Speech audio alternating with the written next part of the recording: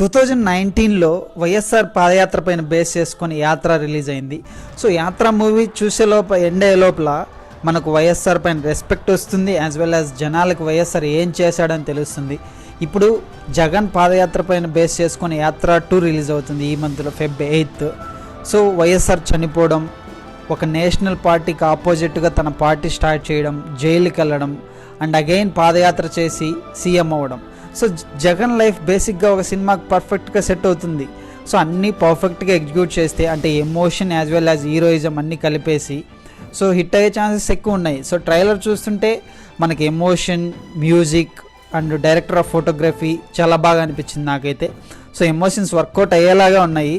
So యాత్ర 1 hit అవ్వడానికి main reason emotions. So యాత్ర 2లో కూడా ఆ ఎమోషన్స్ ఉంటాయని నాకు అనిపిస్తుంది. బట్ ఎందుకో ఈ మూవీ అజెండాతో తీశారనిపిస్తుంది. What's your